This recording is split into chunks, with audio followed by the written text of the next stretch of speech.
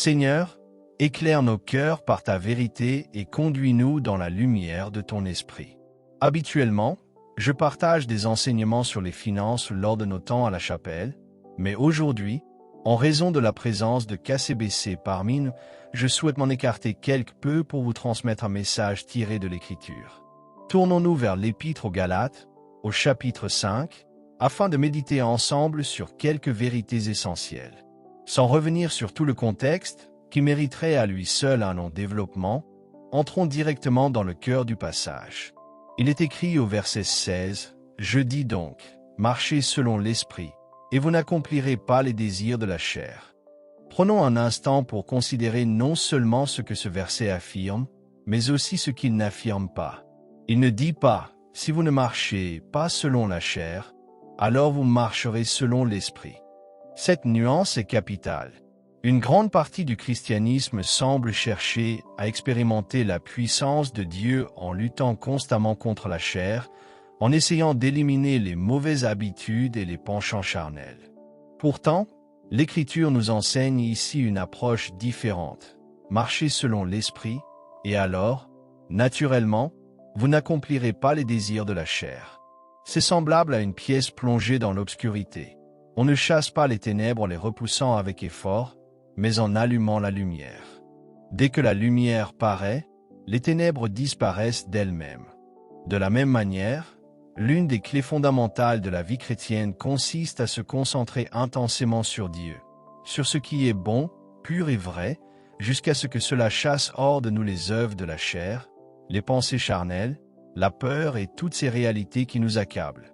Beaucoup, malheureusement, fixent leur attention sur leurs faiblesses, leurs échecs et les aspects négatifs de leur vie. Sans s'en rendre compte, ils nourrissent ainsi la chair en lui donnant toute leur attention.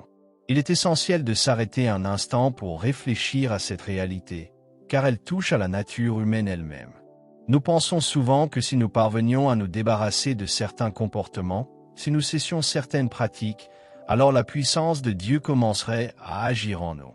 Mais la parole déclare clairement, « Marchez selon l'Esprit, et vous n'accomplirez pas les désirs de la chair. » Cette vérité est d'une importance capitale. Ayant été élevé dans une tradition baptiste, j'ai souvent entendu parler de « mourir à la chair ». Bien que cette notion contienne une part de vérité, la manière dont elle est parfois enseignée peut prêter à confusion.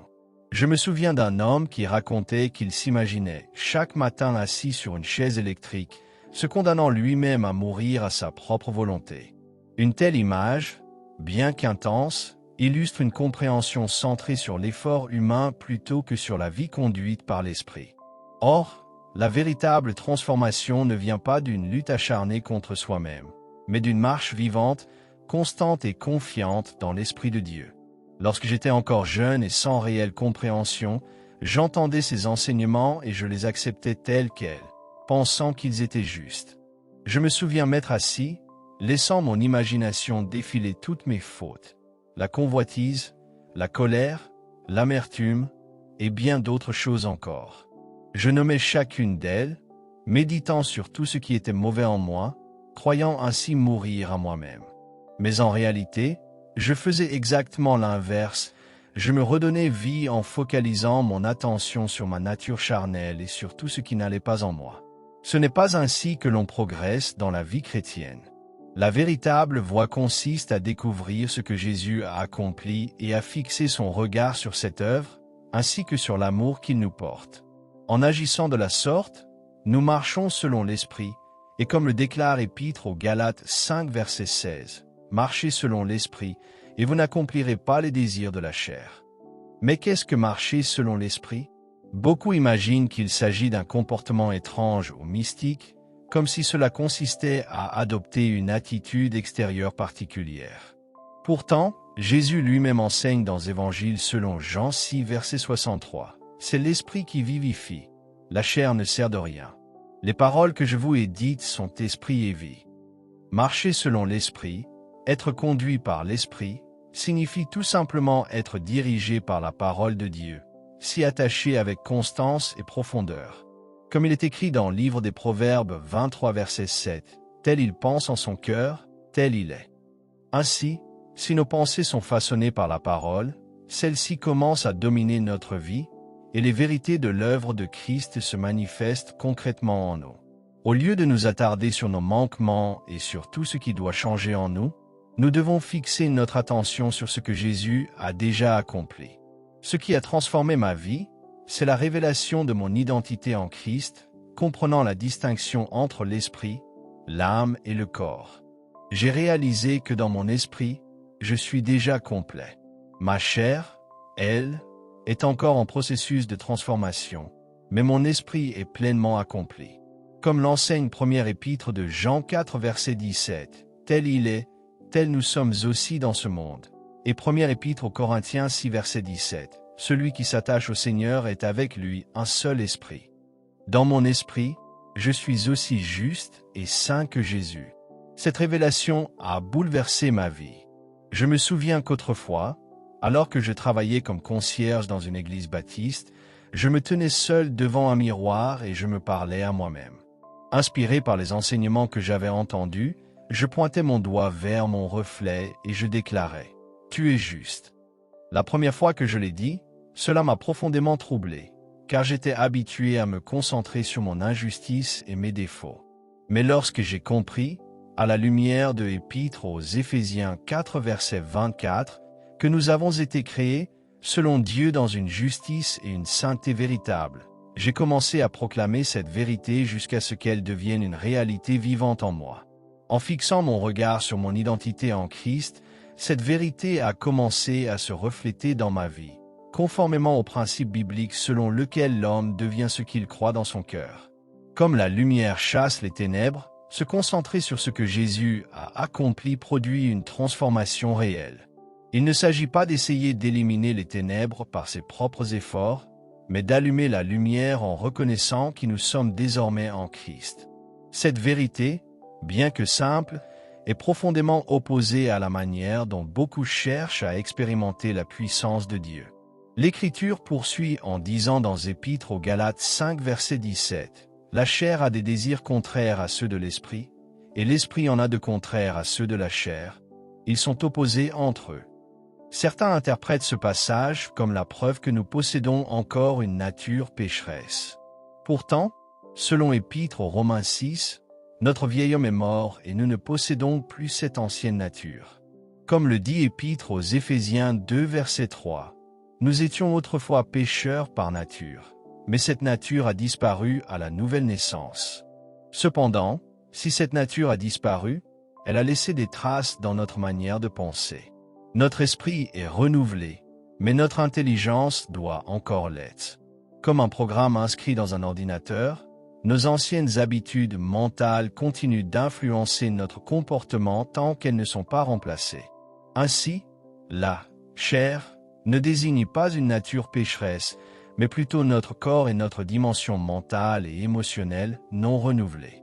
C'est pourquoi Épître aux Romains 8 verset 6 affirme « L'affection de la chair, c'est la mort, mais l'affection de l'esprit, c'est la vie et la paix. » Être charnel, ce n'est pas seulement commettre des péchés visibles, c'est vivre selon les sens, selon une pensée non renouvelée. Dès lors, ce sur quoi nous fixons notre attention détermine notre vie. Si nous nous attachons à la parole de Dieu et à la transformation qu'il a opérée en nous, cette transformation deviendra visible dans nos actions. Mais si nous restons centrés sur nos défauts, ceux-ci continueront de se manifester. On dit souvent qu'il faut nourrir son esprit et affamer la chair. En réalité, notre esprit n'est pas en manque. Il est parfait, complet et rempli. Comme l'enseigne Épître aux Galates 5 versets 22 à 23, le fruit de l'esprit est déjà présent en nous. Amour, joie, paix, patience, bonté, bienveillance, foi, douceur et tempérance. Notre esprit n'est jamais vide, ni abattu, ni solitaire, il est conforme à Christ. Selon Épître aux Éphésiens 1 verset 13, il a été scellé par le Saint-Esprit, demeurant stable et inébranlable. Ce qui fluctue, c'est notre chair, c'est-à-dire notre corps et notre dimension émotionnelle. Selon l'attention que nous leur accordons, elles prennent le dessus ou non. Il est donc essentiel de ne pas laisser cette dimension dominer, mais de nous appuyer sur la vérité de la parole concernant notre identité en Christ. Cette compréhension a profondément transformé ma vie. Avant cela, j'étais instable, passant de la joie à l'abattement selon les circonstances. Lorsque tout allait bien, je me réjouissais, mais au moindre échec ou à une prière non exaucée, je sombrais dans le découragement.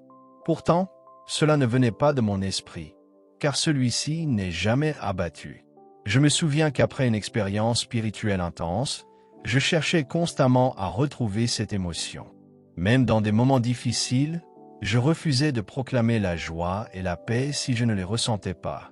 Mais plus tard, en comprenant la vérité de la parole, j'ai réalisé que ces réalités étaient déjà présentes en moi, indépendamment de mes émotions. Et lorsque j'ai commencé à entendre un enseignement solide sur la justice en Christ, cela a produit en moi une joie si profonde qu'elle débordait extérieurement. Ce fut une véritable libération, une révélation vivante de ce que Dieu avait déjà accompli en moi. Ce que je vous dis peut sembler incroyable à ceux qui me connaissent, mais c'est pourtant la vérité. Je n'avais jamais entendu un tel enseignement auparavant, et cela a suscité en moi une joie débordante. J'ai alors commencé à comprendre que, dans mon esprit, j'avais en permanence l'amour, la joie et la paix. Pendant 14 mois, au Vietnam, je cherchais Dieu uniquement dans le domaine naturel, en essayant de ressentir sa présence comme auparavant, lorsque j'avais vécu une expérience spirituelle intense durant plusieurs mois. Je voulais revivre cette sensation, mais je tentais d'adorer Dieu selon la chair, au lieu de le faire en esprit et en vérité, comme l'enseigne l'Évangile selon Jean 4 verset 24. Lorsque j'ai finalement compris que tout ce que je cherchais était déjà en moi, que l'amour, la joie et la paix étaient présents en permanence dans mon esprit, j'ai été libéré. Je réalisais que je m'étais trompé en me fiant uniquement à mes sensations naturelles au lieu de m'appuyer sur mon identité spirituelle. Pour résumer cette vérité, considérons ce qui est rapporté dans l'Évangile selon Matthieu 8. Le centurion romain demanda à Jésus de guérir son serviteur, puis déclara qu'il n'était pas nécessaire que Jésus vienne chez lui, mais qu'il dise seulement une parole, et son serviteur serait guéri. Face à cela, Jésus fut dans l'admiration, déclarant qu'il n'avait jamais trouvé une foi aussi grande, même en Israël. À l'inverse, il fut aussi étonné de l'incrédulité de ses propres disciples. Ce qui distinguait ce centurion, c'était sa compréhension de l'autorité de la parole. Cette révélation m'a profondément marqué, surtout lorsque je l'ai mise en parallèle avec le récit de l'Évangile selon Jean 20, après la résurrection. Thomas, absent lors de l'apparition de Jésus, déclara: « Si je ne vois pas la marque des clous et si je ne mets pas ma main dans son côté, je ne croirai pas. » 8 jours plus tard, Jésus lui apparut et l'invita à constater par lui-même. Puis lui dit: « Parce que tu m'as vu, tu as cru. Heureux ceux qui n'ont pas vu et qui ont cru. » Jean 20 verset 29. À travers cela, Dieu m'a fait comprendre qu'il existe une bénédiction supérieure pour ceux qui croient simplement sa parole sans exiger de preuves visibles ou de sensations. J'ai alors pris la décision de rechercher ce qu'il y a de plus élevé, croire la parole de Dieu au-delà des manifestations physiques. Dieu peut certes se révéler de différentes manières, et il agit selon la foi de chacun. Mais j'ai compris que marcher selon l'Esprit consiste avant tout à marcher selon la parole. Cela signifie croire ce que Dieu dit, même lorsque rien ne semble le confirmer. Par exemple, il déclare qu'il ne nous abandonnera jamais, pourtant beaucoup prient encore pour qu'il soit avec eux, révélant ainsi une ignorance ou une incrédulité face à sa promesse. De même, nombreux sont ceux qui savent intellectuellement que Dieu les aime, mais cherchent à ressentir cet amour. Pourtant, l'Épître aux Romains 5, verset 8 affirme clairement que Dieu a déjà démontré son amour envers nous lorsque Christ est mort pour nous alors que nous étions encore pécheurs. Le problème n'est pas l'absence de l'amour de Dieu, mais le fait que l'on cherche à le percevoir uniquement par les émotions. Marcher selon l'Esprit, c'est donc s'attacher à la parole, indépendamment des circonstances. Dieu déclare que nous sommes guéris par ses meurtrissures. La question est alors de savoir si nous allons croire cette vérité ou nous laisser dominer par ce que nous ressentons ou par les rapports médicaux. Il ne s'agit pas de nier la réalité naturelle, mais de refuser qu'elle devienne notre référence ultime. Les émotions, en elles-mêmes, ont une utilité, comme la douleur physique qui nous protège d'un danger.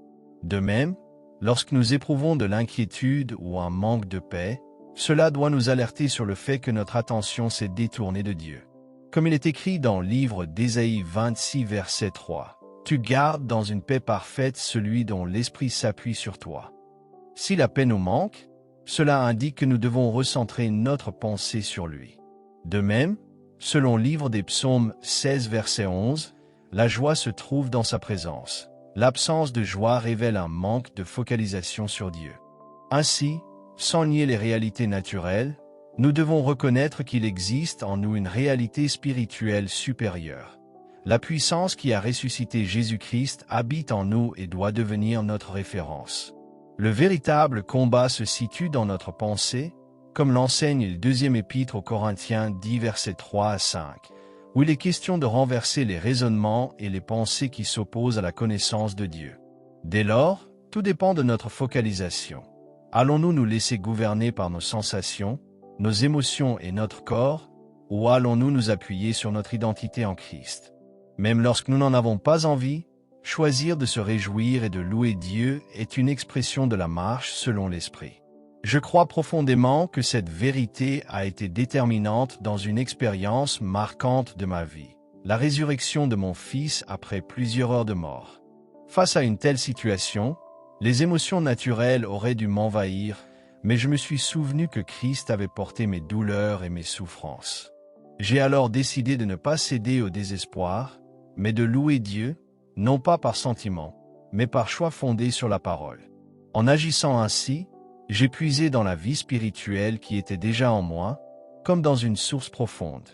La joie de Dieu a commencé à jaillir en moi, au point que j'en suis venu à me réjouir et à déclarer que ce que nous allions voir serait extraordinaire. Et effectivement, peu après, mon fils est revenu à la vie, parfaitement restauré. Cela illustre une vérité essentielle. Lorsque nous agissons selon la parole, même sans en ressentir l'effet immédiat, nous puisons dans la réalité spirituelle déjà présente en nous, et celle-ci finit par se manifester dans le monde visible. Marcher selon l'Esprit, c'est précisément cela, se conformer à ce que dit la parole de Dieu plutôt qu'à ce que dictent les circonstances. Les situations peuvent affirmer que vous luttez pour payer votre loyer, vos études ou pour surmonter diverses difficultés, mais la véritable question est de savoir sur quoi vous choisissez de fixer votre attention. Allez-vous vous attacher à ces réalités visibles ou allez-vous utiliser vos armes spirituelles pour renverser ces pensées négatives et vous appuyer sur la vérité de Dieu? Car il est écrit dans l'Épître aux Éphésiens 1 verset 3 que nous sommes bénis de toute bénédiction spirituelle dans les lieux célestes en Christ. Tout ce que vous entreprenez est béni. Dès lors, allez-vous croire le rapport des hommes ou celui de la parole? Il ne s'agit pas de nier l'existence de la réalité naturelle, mais de refuser qu'elle soit la seule réalité. Il existe une réalité supérieure, celle de l'Esprit, et le seul moyen de la connaître avec justesse est la parole de Dieu. Comme Jésus l'a déclaré dans l'Évangile selon Jean 6, verset 63, « Les paroles que je vous ai dites sont esprit et vie. » Ainsi, la parole doit devenir notre référence absolue, notre identité même. Elle nous révèle qui nous sommes réellement. De même qu'un miroir est nécessaire pour voir son apparence extérieure, la parole agit comme un miroir spirituel. L'épître de Jacques en enseigne que celui qui contemple attentivement cette loi parfaite de la liberté et persévère sera béni dans ses actions. On ne peut pas se fier uniquement à ses sensations pour connaître la réalité spirituelle. Il faut se regarder dans ce miroir divin. Dire « Je ne ressens pas la présence de Dieu » et prier pour qu'il vienne revient déjà à s'éloigner de la vérité, car Dieu a promis de ne jamais nous abandonner. Une approche conforme à la foi consiste plutôt à reconnaître sa présence selon sa parole et à désirer en voir la manifestation. Se laisser guider uniquement par les émotions, par ce que l'on voit ou ressent, correspond à ce que l'Écriture appelle une pensée charnelle. Or, selon l'Épître aux Romains 8 versets 5 à 6, ceux qui vivent selon la chair s'affectionnent aux choses de la chair, tandis que ceux qui vivent selon l'Esprit s'affectionnent aux choses de l'Esprit. L'affection de la chair, c'est la mort, mais l'affection de l'esprit, c'est la vie et la paix. Tout se joue donc dans l'orientation de nos pensées. Marcher selon la chair n'est pas uniquement vivre dans le péché, mais simplement laisser son esprit se concentrer sur le domaine naturel. À l'inverse, marcher selon l'esprit consiste à orienter ses pensées vers ce que Dieu dit. Ainsi, il est possible de parvenir à un point où la parole de Dieu devient plus réelle que tout ce que perçoivent nos sens. Beaucoup sont davantage influencés par les rapports médicaux ou les circonstances négatives que par la vérité divine. Pourtant, c'est précisément là que se situe la différence entre marcher selon la chair et marcher selon l'esprit. Où se trouve votre pensée? L'Écriture insiste constamment sur ce point, car c'est dans l'intelligence que se déroule le véritable combat. Lorsque l'on vous annonce une mauvaise nouvelle, comme un diagnostic alarmant, la réaction naturelle est souvent la peur. Mais refuser de se laisser dominer par cette information et s'attacher à la parole, c'est choisir de marcher selon l'esprit. Il est écrit encore dans l'Épître aux Romains 8 verset 6, « L'affection de la chair, c'est la mort, mais l'affection de l'esprit, c'est la vie et la paix. » Si vous semez constamment des pensées spirituelles, vous récolterez nécessairement la vie et la paix. Comme dans un champ, on ne récolte que ce que l'on a semé. Chaque chose produit selon sa nature. En observant ce qui se manifeste dans votre vie, il est possible de discerner ce que vous avez nourri dans vos pensées. Le texte poursuit en affirmant que la pensée de la chair est inimitié contre Dieu, car elle ne se soumet pas à sa loi et ne le peut même pas. Ceux qui vivent selon la chair ne peuvent lui plaire. Toutefois, il est clairement établi que le croyant, étant né de nouveau, n'est plus dans la chair.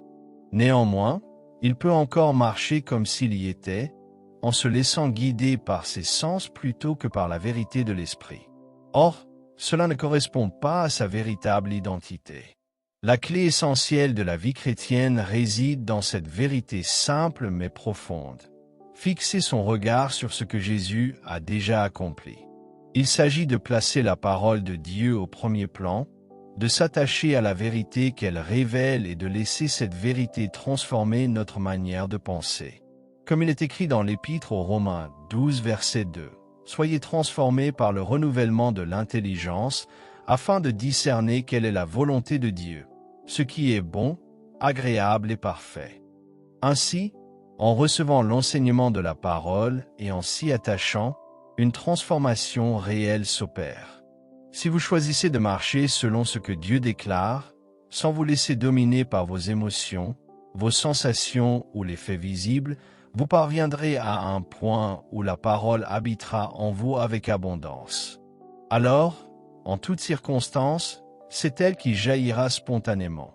Face à une difficulté, face à une provocation, face à une situation imprévue, la réponse sera toujours fondée sur ce que dit Dieu. Voilà ce que signifie marcher selon l'Esprit.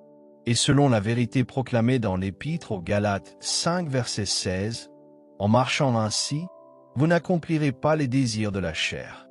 Il ne s'agit donc pas de lutter par ses propres forces pour vaincre le péché ou d'essayer d'aider Dieu à produire un changement. La victoire ne vient pas d'un effort humain, mais d'une révélation, celle de l'œuvre déjà accomplie par Jésus-Christ.